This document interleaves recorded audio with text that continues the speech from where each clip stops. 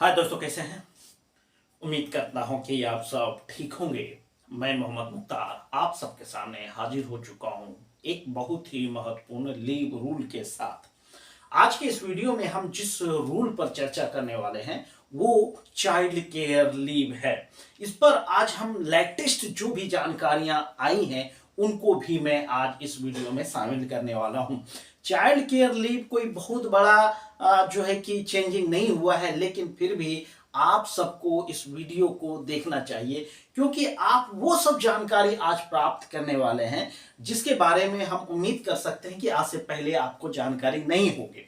लेकिन इस वीडियो को देख लेने के बाद आप चाइल्ड केयर लीव से संबंधित सारी समस्याओं का हल पाएंगे। तो चलिए बिना देर किए हम स्टार्ट करते हैं आज के इस वीडियो को। ठीक है दोस्तों, तो यहां आपके सामने ऊपर में लिखा हुआ है चाइल्ड केयर लीव, जिसको आप हिंदी में सीसीएल कहते हैं, लेकिन जिसको शॉर्ट फॉर्म में आप सीसीएल कहते हैं और उसको हिंदी अनुवाद जब आप करेंगे तो शिशु देखभाल छुट्टी के नाम से जानते हैं। तो इस तरह पहला कंफ्यूजन यही दूर हो गया। अब इस लीव पर हम बात करें, जैसा कि आप सब जानते हैं कि मैं जिस लीव रूल पर चर्चा करता हूं तो उसका पहले स्रोत में खंगालना चाहता हूं, क्योंकि सुनी सुनाई बातों से काम नहीं चलेगा। उसका पूरी तथ्यता की या पूरी सत्यता की जांच करने के लिए हमको उसके स्रोत पर जाना पड़ता है। तो चाइल्ड केयर लीव के बारे में आप भली भांति जानते होंगे, लेकिन फिर भी आपको उसके स्रोत के बारे में जान लेना चाहिए। तो देखिए, स्रोत को जब मैंने खंगाला तो हमको दो तीन जो है कि टॉपिक पर चर्चा करना पड़ेगा। पहला तो जैसा कि आप सबको पता है कि कोई भी लीव हो, वर्तमान में मतलब सीसीएस लीव रूल 1972 को फॉलो किया जाता है। यानी पहला जो इसका स्रोत है वो 1972 का सीसीएस लीव रूल का रूल नंबर 43C, ठीक है। 43 का सी नंबर जो रूल है वो सीसीएल से संबंधित है। दूसरा जो इनका महत्वपूर्ण स्रोत हमने खंगाला है वो देख लीजिए, एक नोटिफिकेशन है जो भारत सरकार का भी लेटेस्ट में, जब मैं यह वीडियो शूट कर रहा हूं उससे 2-4 महीने पहले आया है। वो ये देखिए, डीओपीटी नोटिफिकेशन नंबर, ये नंबर आपको दिख रहा है 11019/04/2020 AIS 3 और उसका डेट है 28/7/2023। ठीक है, यह एक लेटेस्ट जो है कि नोटिफिकेशन आया और आप जानते हैं कि मैं यहां पे शुरू में ही लिख दिया हूं लेटेस्ट, है ना। तो इस नोटिफिकेशन जो डीओपीटी का है तो उसके तहत बहुत सारे कंफ्यूजन को दूर किया गया है। इस नोटिफिकेशन के आ जाने के बाद अभी तक जो आप सीसीएल के नाम से जानते थे उसको एक और नया नाम दिया गया है। वो क्या नाम दिया गया है देख लीजिए। यानी इसमें जो भी संशोधन किया गया है वो इस नोटिफिकेशन के तहत किया गया है। यानी इसके तहत जो इसका नाम दिया गया है वो ये है, all India services leave amendment rules 2023, जिसको आप हिंदी में पढ़ेंगे तो अखिल भारतीय सेवा छुट्टी संशोधन नियम 2023 के नाम से जाना जाता है। तो ये जो इसमें चेंजिंग किया गया है यह रूल आप ध्यान में रखिएगा। आप चाहें तो इस नोटिफिकेशन नंबर को आप गूगल में डालकर सर्च कर सकते हैं, आपके पास वो लेटर आ जाएगा। ठीक है, अब इनके बाद जो इसमें चेंजिंग आया है वो इस वीडियो में आपको एक एक करके हर एक कड़ी को जोड़ते हुए हम आपको समझाने का प्रयास करेंगे। अब देखिए, इस लीव पर बात करने से पहले पहला शर्त यह होता है कि सीसीएल के लिए पात्रता क्या है। क्या यह सारे लोगों को मिलता है या कुछ लोगों को मिलता है? कुछ लोगों को अगर मिलता है तो क्यों मिलता है? तो देखिए, पहली बात तो इसमें आपको एलिजिबिलिटी की बात जाननी चाहिए कि इस लीव को लेने के लिए क्या क्या शर्तें हैं। तो देखिए, एक एक करके हम बारीकी से इसको अध्ययन करके आपको बता रहे हैं। पहला शर्त क्या है इस लीव को लेने के लिए? देखिए, हमने हिंदी में लिखा है, सेवारत महिला कर्मी तथा सेवारत एकल पुरुष कर्मी। ठीक है, अब यहां पे पहला सेंटेंस में ही बहुत सारे कंफ्यूजन दूर हो रहे हैं कि इस लीव को लेने के बाद पहले या इस लीव को लेने के लिए पहला शर्त है कि वह सर्विस में कंटिन्यू हो, यानी सेवा में हो, अभी नौकरी में हो, उसे नौकरी से बर्खास्त नहीं किया गया हो, पहला। दूसरा, अभी तक जैसे जानते थे कि शिशु देखभाल सिर्फ महिला कर्मी करती है, सही बात है, महिला कर्मी करती है, उनको मिलता ही मिलता है, तो ये क्लियर हो गया, सेवारत महिला कर्मी हो। अब आगे जोड़ा है सेवारत एकल पुरुष कर्मी। वो जो ये नया वाला नोटिफिकेशन आया है उसमें इस चीज को क्लियर किया है कि सेवारत एकल पुरुष कर्मी। अब आप कहेंगे पुरुष कर्मी तो समझ में आ रहा है, यहाँ पे एकल यानी सिंगल पेरेंट्स की चर्चा हो रही है यहाँ पे।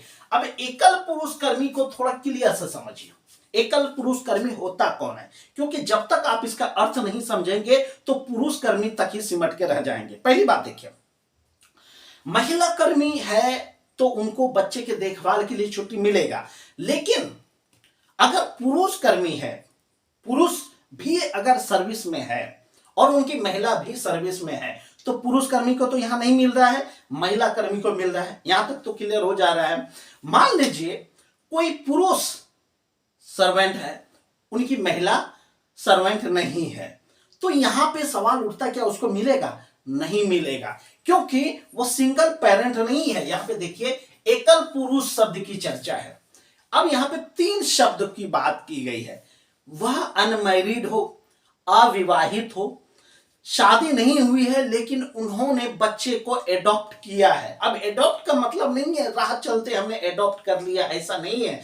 आप अगर सर्वेंट हैं, गवर्नमेंट एम्प्लॉय हैं, तो आपको एक विधिवत प्रक्रिया है उसको फॉलो करना है। पहले आपको जो नियोक्ता है, गवर्नमेंट है, जिस भी गवर्नमेंट में आप हो उससे परमिशन लेनी है, आपको एक ऑथोरिटी लेटर मिल जाएगा, एक एनओसी मिल जाएगा, फिर आप उस बच्चे को गोद लेंगे। उस बच्चे को गोद लेने का मतलब है कि आप उसे अपने सर्विस रिकॉर्ड में दर्ज करा पाएंगे, अपने परिवार के सदस्य या अपने ऊपर डिपेंडेंट के रूप में। तो पहला शर्त यह हो गया कि वह अविवाहित है, ठीक है, पहली बात।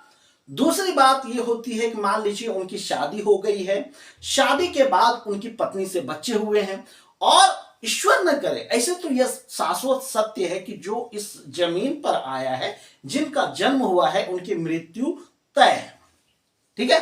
तो मृत्यु शब्द से घबराना नहीं चाहिए, जो शाश्वत सत्य है वो होकर रहेगा। तो मान लीजिए कोई कर्मी है, उनकी शादी हुई है और उनके फिर बच्चे हुए हैं, लेकिन बच्चे के बाद उनकी पत्नी की मृत्यु हो जाती है, तो यहां पे क्या हो जाएगा? विधुर। तो पहला हो गया कि अविवाहित हो और उन्होंने बच्चे गोद लिया है। दूसरा विधुर हो, यानी उनकी पत्नी की डेथ हो गई है, मृत्यु हो गई है, उसके बाद वो विधुर है। अगर महिला है तो वो विधवा है, पुरुष है तो वो विधुर है, ऐसी बातें होंगी। और फिर बच्चे उनकी कस्टडी में है, ठीक है, बच्चे उनके संरक्षण में है तो भी उसको मिल जाएगा। और तीसरा कंडीशन क्या है?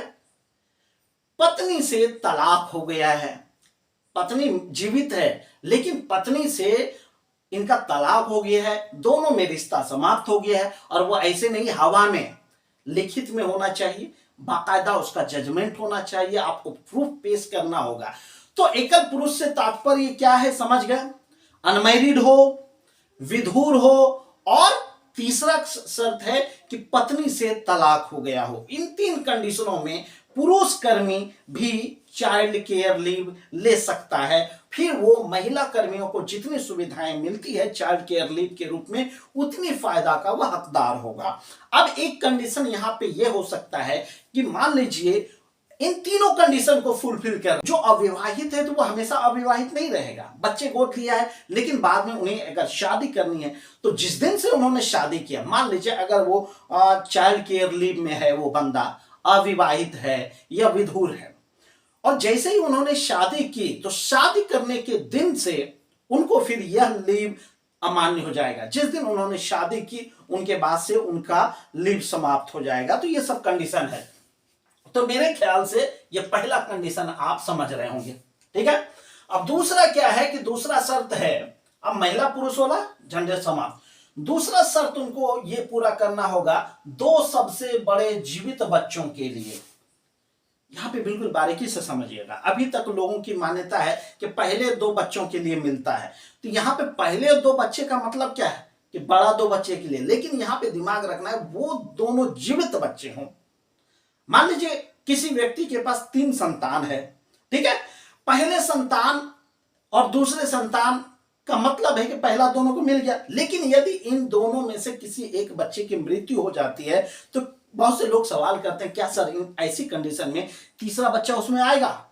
बिल्कुल आएगा, क्योंकि वर्तमान में उसके कितने तो बच्चे रह गए, एक की मृत्यु हो गई तो तीसरा बच्चा ही तो उसमें शामिल होगा दूसरे बच्चे के रूप में।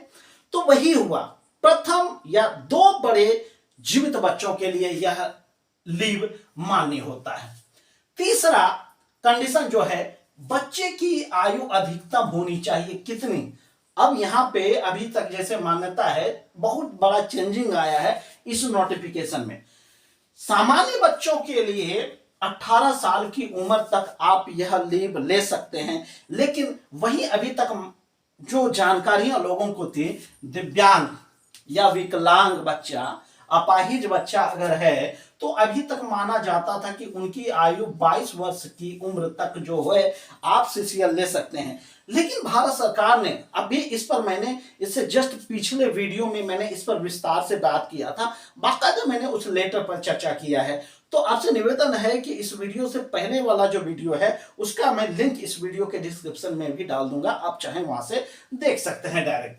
तो अभी तक जो मान्यता थी कि 22 वर्ष तक जो दिव्यांग बच्चा है ना, विकलांग बच्चा है, उसका जो है कि केयर करने के लिए आप सीसीएल ले सकते हैं, लेकिन अब भारत सरकार ने उसको हटा दिया है। यानी अगर दिव्यांग बच्चा है उसकी देखभाल के लिए, अब दिव्यांग का मतलब ही वो जो है कि बेसहारा हो जाता, उनको जीवन भर सहारे की आवश्यकता होती है। अब तो ये स्थिति हो गई है कि भारत सरकार उस पर कुछ खास फोकस करने वाली है और कर भी रही है, और वो दिख रहा है हमें आपको। तो उनका फायदा अभी और भी दिव्यांग लोगों को मिलना बाकी है।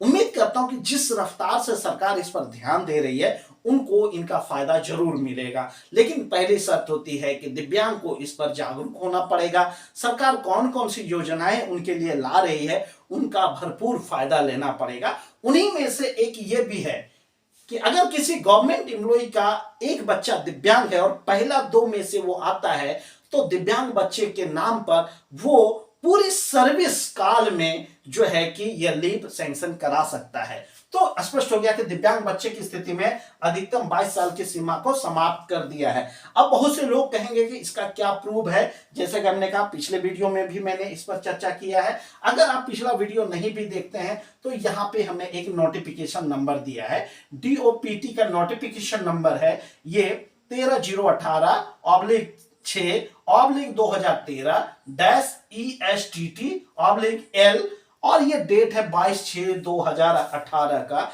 यानी यह वीडियो मैं 2023 के एंड में शूट कर रहा हूं, तो जाहिर सी बात है कि लगभग 5.5 साल पहले ही भारत सरकार ने यह लीव में चेंजिंग कर दिया है। तो आई होप कि आपको यहां तक समझ में आ गया होगा। आपसे निवेदन है कि इनका स्क्रीनशॉट ले लें या लिखना चाहें लिख लें, अभी हम हाजिर होते हैं। आइए कुछ और बातें हम जानते हैं सीसीएल के बारे में। अब एक सवाल होता है लीव पीरियड को लेकर, ठीक है। अब लीव पीरियड में देखिए कुछ ज्यादा चेंजिंग तो नहीं आया है, पुरानी ही बातें अभी तक है। जैसे कि हम आप सब जानते हैं कि सीसीएल की अधिकतम अवधि 730 दिन होता है, यानी 2 वर्ष। यहां पे सवाल यह होता है कि कोई भी कर्मी चाहे तो 2 साल की छुट्टी एक बार में ही ले ले या तोड़ तोड़ कर ले, इसको और मैं क्लियर करूंगा आने वाले समय में। लेकिन बहुत सारा सवाल यह होता है उनके लिए कि 730 दिन तो छुट्टी आपको मिलता है, ठीक है, लेकिन यहाँ पे सैलरी को लेकर भी बहुत सारे कंफ्यूजन होता है। लोग समझ नहीं पाते कि उनको सैलरी में अंतर क्यों होता है, जबकि यह एक प्रकार की छुट्टी है तो हमारी सैलरी क्यों कटेगा। अब देखिए भाई, 365 दिन, प्रथम 365 दिन आप जान रहे हैं कि 2 साल की छुट्टी आपको सीसीएल मिलता है, लेकिन प्रथम 1 साल यानी 365 दिन की जो छुट्टी होगी उसमें आपको 100% वेतन मिलेगा, यानी वेतन में कोई कमी नहीं। लेकिन यहाँ पे आप थोड़ा सा माइंड को सेट कर लीजिए, यहां सिर्फ वेतन की बात की गई है, उसके संग जो अन्य प्रकार के भत्ते मिलते हैं वो नहीं मिलेगा। जैसे हार्डशिप अलाउंस है, और भी जैसे आपका ट्रैवलिंग अलाउंस है, ट्रांसपोर्ट अलाउंस है, यानी किसी भी प्रकार का अगर भत्ता आपको अभी मिल रहा है तो सीसीएल की अवधि में आपको वो जो भत्ता है वो नहीं मिलेगा, भले सैलरी आपका बेसिक और डीए वो फुल मिलेगा। क्लियर हो गया? यानी कि प्रथम 365 दिन के लिए आपको 100% जो कि वेतन मिलेगा, और उसके बाद का जो अगला 365 दिन यानी एक वर्ष है, एक साल तक तो 100% मिला, उसके बाद वाला पीरियड जो है वो 80% पे मिलेगा। यानी बेसिक और डीए का जो भी बनता है उसका 80% यानी 20% काट कर मिलेगा। ठीक है दोस्तों, अब चलिए आगे। अब यहाँ पे अधिकतम तो 730 दिन आप ले सकते हैं, चाहे तो एक बार में लीजिए, लेकिन दूसरा सवाल ये होता है कि कम से कम कितना छुट्टी हम ले पाएंगे। ठीक है, तो न्यूनतम अवधि जो है उसकी 5 दिन होती है, ये माइंड सेट कर लीजिए। कम से कम 5 दिन आप ले सकते हैं, उससे कम छुट्टी नहीं ले सकते। लेकिन यहां पे एक और करने वाली बात यह है कि मान लीजिए 5 छुट्टी तो हम लेंगे, लेकिन आपको ध्यान रखना चाहिए कि जब आप ये 5 छुट्टी ले रहे हैं तो आपको अपना रेस्ट भी देख लेना है। यानी साप्ताहिक जो विश्राम मिलता है उसको अगर आप ध्यान में रखेंगे तो आप फायदेमंद रहेंगे, यानी आपको रेस्ट का भी फायदा मिलेगा। यानी सोच लीजिए कुछ ऐसे कर्मी हैं सेंट्रल गवर्नमेंट में जिसको सप्ताह में 2 दिन रेस्ट मिलता है और किसी को 1 दिन रेस्ट मिलता है। 1 दिन तो कंपलसरी है, वो मिलना ही मिलना है। मान लीजिए यहाँ पे 5 दिन का थोड़ा सा ध्यान दीजिएगा कि मान लीजिए कल यानी यहाँ पे रेस्ट है उसका, ठीक है, तो वो सीसीएल जो लेना चाहेगा इस रेस्ट में 5 दिन लगा लेगा, यानी 5 डेज। अगर वो उससे पहले भी अगर रेस्ट है तो ये रेस्ट के बाद लेगा, यानी टोटल उसे 6 दिन मिल जाएगा। तो यहाँ पे ध्यान रखा आपने। एक कंडीशन ये होता है कि मान लीजिए हम जब से छुट्टी ले रहे हैं वो शुरू में रेस्ट नहीं है, रेस्ट खत्म हो गया या बीच में हम ले रहे हैं, तो इनको चाहिए कि 5 दिन जब आप ले रहे हैं तो छठा दिन अगर आपका रेस्ट है तो ये भी आपको रेस्ट मिल जाएगा। भाई रेस्ट में तो ड्यूटी करना नहीं है, रेस्ट में तो आपका वर्किंग प्लेस बंद रहेगा, ऑफिस है तो बंद रहेगा, ऐसे पूरा आपका ग्रुप का रेस्ट है तो वो भी आपको मिलेगा। यानी 5 छुट्टी में आप 6 छुट्टी ले सकते हैं। ठीक उसमें भी ये होता है कि 5 छुट्टी से ज्यादा भी आप लेते हैं। मान लीजिए एक कंडीशन हम और आपको बताते हैं, जैसे आपका जैसे रेस्ट है, आज मान लीजिए रेस्ट है और फिर क्या होगा 7-7 दिन यानी 6-6 दिन के बाद 7वां दिन आपका रेस्ट हो रहा है। यानी आज रेस्ट है तो फिर आज के बाद 7वां दिन आपका रेस्ट होगा। तो अगर आप 6 छुट्टी लेंगे और इधर भी रेस्ट है और इधर भी रेस्ट है, यानी 6 छुट्टी में आपका 8 छुट्टी मिल जाएगा। कितना है ना मजेदार बात। तो ये कैलकुलेशन आपको करना है कि आप दोनों रेस्ट ले सकते हैं या नहीं ले सकते हैं, वो आप पे डिपेंड करता है। ठीक है, अब देखिए अगला जो प्रश्न है, लीव का उद्देश्य, किस पर्पज से आप सीसीएल ले सकते हैं। अभी तक कर्मचारियों में मान्यता थी कि सीसीएल सिर्फ आप बच्चे की पढ़ाई के लिए ले सकते हैं, लेकिन जो आप लेटेस्ट नोटिफिकेशन आया है 2023 में, जो अभी मैं बात कर रहा था जस्ट इससे पहले, और मैंने कहा ये लेटेस्ट इसमें शामिल किया गया है, तो इसमें थोड़ा सा चेंज किया गया है। यानी बच्चे की देखभाल के लिए, जैसा कि आपका इसी में दिया है देखभाल की छुट्टी, जब नाम में ही दिया है कि आपको शिशु के देखभाल के लिए लेना है, तो शिशु चाहे जो भी एक्टिविटी आप करना है, यानी बच्चा शब्द जुड़ा तो आपका सीसीएल मिल गया। यानी अब क्या है, इसमें 2-4 बातें आप ध्यान में रखिए कि लीव का उद्देश्य 2-3 बातें, जैसे बच्चों की देखभाल के नाम पे हमको पढ़ना है लिखना है, उससे मतलब नहीं है, बच्चे की देखभाल करने के लिए। अब भाई बच्चा छोटा है तो उसको तो देखभाल करने की आवश्यकता है। अब हम दिन भर ड्यूटी पे होंगे तो बच्चे को हम अपना बेस्ट कैसे दे पाएंगे, उसे कैसे फील होगा अपनी माता पिता का। तो इसके लिए भारत सरकार ने जो इसमें चेंजिंग किया है, बहुत धन्यवाद के पात्र हैं। ठीक है ना। अब देखिए ये हो गया बच्चों की देखभाल हो, चाहे उसका पालन पोषण करना हो। पालन पोषण में बहुत सारी बातें आती है। आप बच्चों के पालन पोषण के क्रम में उनका मनोरंजन करने के लिए कहीं बाहर जाना चाहते हैं तो भी मिलेगा, है ना, कहीं घूमने जाना है तो भी मिलेगा, क्योंकि ये पालन पोषण है।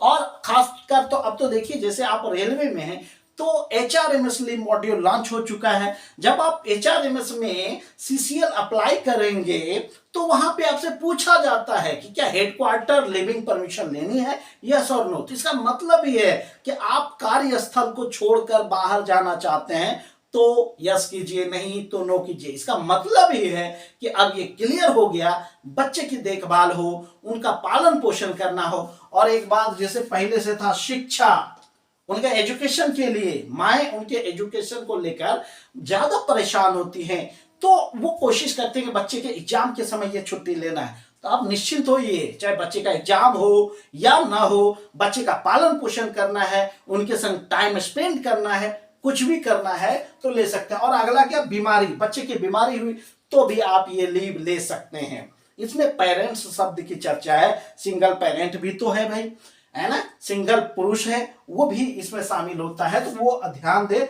उम्मीद करता हूं कि आज के बाद आपको यह अधिकार और मजबूती से लेना है, ठीक है। अब आगे देखिए, अगला सवाल होता है सैंक्शन ऑफ लीव का। ज्यादा समस्या तो यही होती है, ठीक है, हम जान लिए कि हमें इतना लीव मिलता है सीसीएल। अब होता है कि उनका सैंक्शन कैसे कराना है, या किस रूप में, या कितना दिन हम करा सकते हैं। अब देखिए, यहां पे जो बहुत बेसिक सवाल ये है कि यहां देखिए, पहला तो आपका क्लियर हो गया, एक कैलेंडर वर्ष में न्यूनतम 5 दिन आप ले सकते हैं। ये 5 दिन एक कैलेंडर वर्ष की बात हो रही है, यानी 1 जनवरी से लेकर 31 दिसंबर की अवधि को एक कैलेंडर वर्ष माना गया है, ठीक है। मतलब जो कैलेंडर आप देखते हैं उसकी अवधि को माना गया है। इस बीच में आप जो है कि कम से कम 5 दिन आप ले सकते हैं, अधिक से अधिक 730 दिन लेना है, ठीक है। अब देखिए, और भी क्लियर करना है आपको। यहां पे देखिए, जो 2023 ईस्वी में जो आया है, नोटिफिकेशन आया है, उसके तहत थोड़ा सा चेंजिंग किया है कि कम से कम 5 दिन ले सकते हैं, ठीक है। 10 दिन, 15 दिन, 50 दिन, 100 दिन, जो लेना है वो आप पे डिपेंड करता है। और लेकिन यहाँ पे महिला और पुरुष कर्मी के लिए थोड़ा सा जो है कि अंतर किया गया है। यदि महिला कर्मी है तो वो अपने बच्चे के पालन पोषण के लिए अधिकतम 6 बार छुट्टी सैंक्शन करा सकती है। तो क्लियर हुआ, एक साल में वो 6 बार छुट्टी ले सकती है। लेकिन यदि कर्मी पुरुष है, चाहे वो सिंगल पेरेंट हो, सीसीएल लेगा तो उन्हें अधिकतम 3 बार ही छुट्टी मिलेगा। तो ध्यान दीजिएगा, अभी 5 बार वाला फंडा आप हटा दीजिए, ठीक है। तो महिला कर्मी है तो वो अधिकतम 6 बार ले सकती हैं, और पुरुष कर्मी है तो 3 बार, यानी उससे 50-50। पुरुष कर्मी ज्यादा स्ट्रांग होता है, वो अपने बच्चे के लिए किसी को भी रख सकता है, बहुत सी बातें होती है, तो आपको भाई साहब 3 बार मिलेगा। लेकिन चाहे तो दोनों छुट्टी पूरी कर सकते हैं। महिला कर्मी 6 बार लेंगे, आप 3 बार लीजिए। लेकिन शर्त है कि आपको हर बार में कम से कम 5 दिन लेना ही लेना है, 5 दिन से आप कम नहीं ले सकते। यानी महिला कर्मी अगर 5-5 दिन लेगी तो उसका कितना हो जाएगा, 30 दिन। पुरुष कर्मी अगर 5-5 दिन 3 बार लेगा तो कितना दिन हो जाएगा, 15 दिन। पुरुष कर्मी चाहे 5 की जगह 10 ले लीजिए, 30 दिन हो जाएगा। तो ये था फंडा सैंक्शन ऑफ लीव का। अब देखिए, यहां पे जो महत्वपूर्ण बातें हम आपको जाननी है, अब कोई भी महिला कर्मी है बड़ा सेंसिटिव होती हैं, वो अपने अधिकार को लेना चाहते, आज नौकरी में आई कहेगी हमको चाइल्ड केयर लीव दीजिए। तो यहाँ पे जो महत्वपूर्ण चेंजिंग आया है, अगर आप नहीं जानते हैं तो इस फंडा को आप समझ लीजिए।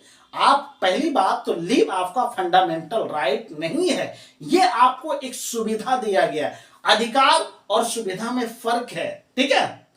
अगर आपको अधिकार है तो आपका कर्तव्य भी है। मेरे अधिकार के साथ साथ मेरा कर्तव्य भी चलता है, यानी दूसरे का अधिकार मेरे लिए कर्तव्य है और मेरा अधिकार दूसरे के लिए कर्तव्य है। तो कर्तव्य और अधिकार दोनों अन्योन्याश्रय है, ठीक है।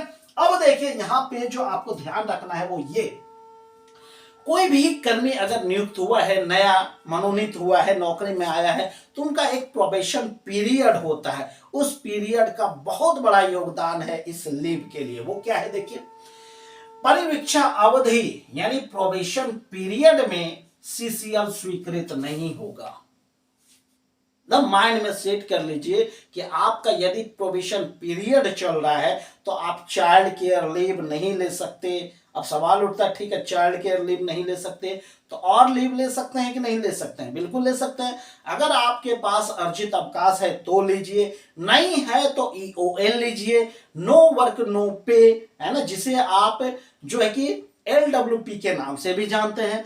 लीव विदाउट पे भी ले सकते हैं। अगर आपके पास अर्जित लीव है तो लीजिए, नहीं है तो एलडब्ल्यूपी लीजिए। लेकिन सीसीएल लेने के लिए एक शर्त यह है कि आपका प्रोबेशन पीरियड पूरा हो गया हो, ठीक है ना, या समाप्त हो गया हो। तो क्लियर है, परिवीक्षा अवधि यानी प्रोबेशन पीरियड में सीसीएल स्वीकृत नहीं होगा। लेकिन यहां भी एक रखा गया है, उपाय रखा गया है, एक्सेप्ट एक्सट्रीम सिचुएशंस।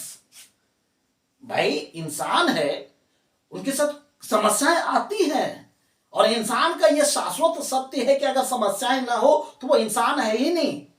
अगर कठिनाई नहीं आए तो उसके लिए उसको देवता बनना पड़ेगा, है ना।